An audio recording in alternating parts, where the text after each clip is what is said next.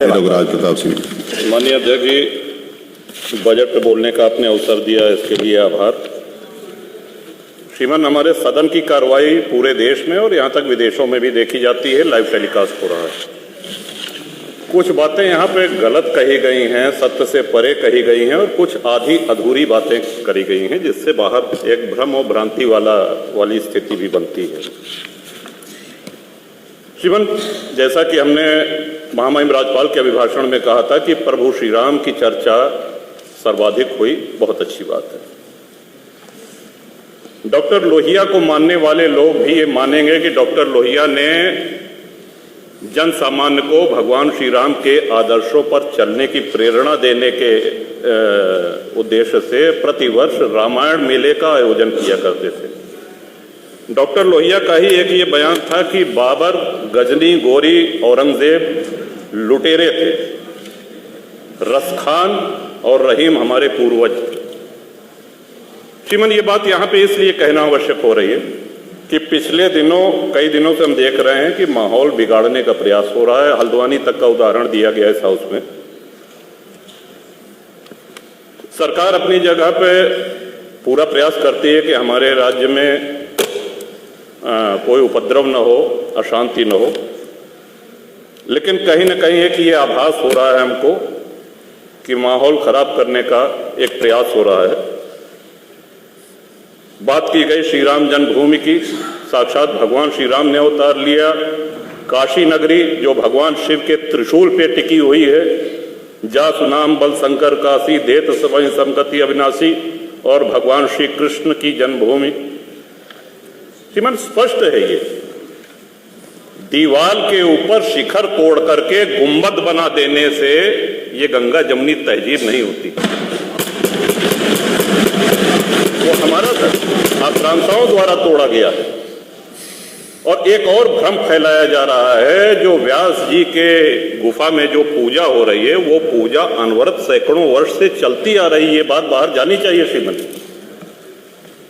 अनवरत सैकड़ों वर्ष से, इस पे सन 93 में स्थानीय प्रशासन ने रोक लगाया, किसी न्यायालय ने रोक नहीं लगाया इसकी पूजा पे।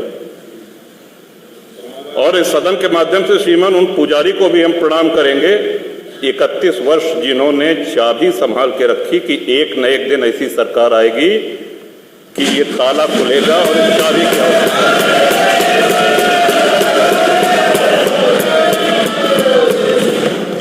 अल्लामा इकबाल, फिर वही होता है कि आधा अधूरा बोल दिए, जो है पूरा बोलना चाहिए। अल्लामा इकबाल पहले वो व्यक्ति थे जिन्होंने कहा कि हिंदू और मुसलमान एक साथ नहीं रह सकते। पाकिस्तान के आइडियोलॉजिकल फादर, इसने कहा कि मुस्लिमों को अलग देश चाहिए।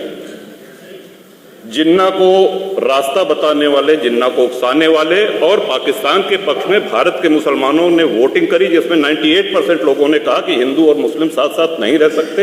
इस बात पे लेकर के बंटवारा हुआ और सारे जहां से अच्छा जो कविता सुनाई गई वो अधूरी है। 2 पंक्ति उसकी हम भी सुना दे रहे हैं कि ए आब रूद गंगा, वो दिन है याद तुझको, उतरा तेरे किनारे जब कारवां हमारा। कि गंगा के वो मैदान तुमको याद है जब हमारा कारवां उधर से आक्रांताओं का कारवां आया था। ऐ आब रूद गंगा, वो दिन है याद तुझको, उतरा तेरे किनारे जब कारवां हमारा। चीनो अरब हमारा, हिंदुस्तान हमारा, मुस्लिम है हम, वतन है सारा जहां हमारा। ये तरानाए मिल्ली की पंक्तियां हैं, अल्लामा इकबाल ने 1910 में लिखी थी श्रीमान।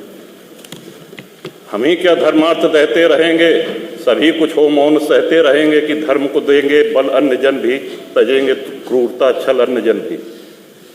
श्रीमान, हिंदू तो सर्वसमावेशी है। किसको आश्रय नहीं मिला, किसको आसरा नहीं मिला? यहाँ पे जो भी संकट में आया उसको हमने अपनाया। कभी किसी हिंदू ने नहीं कहा कि हम मुसलमान के साथ नहीं रह सकते। उल्टा जब बंटवारा हुआ, धर्म के आधार पे हुआ, पाकिस्तान बना, जो मुस्लिम वहां जा रहे थे, हिंदुओं ने उनको रोकने का काम किया कि आप रहिए हमारे साथ, भाई भाई बन के रहिए। इस संवेदनशीलता को रसखान जी, अब्दुल रहीम खान खाना, इनके आदर्शों पे चलेंगे तब अच्छा वातावरण, अच्छा माहौल बनेगा। अगर बाबर और औरंगजेब की अनुसरण करेंगे, उनका अनुकरण करेंगे,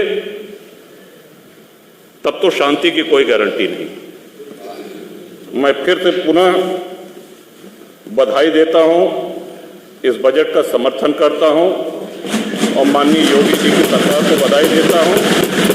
और ये हम लोगों का सौभाग्य है, इस पीढ़ी का सौभाग्य है कि अपने जीवन काल में भगवान श्री राम के भव्य मंदिर का और मेरा ये भी मानना है कि आदि शंकराचार्य के बाद अगर कोई सनातन उत्थान का और हिंदू उत्थान का कार्य कर रहा है तो श्रीमान नरेंद्र मोदी।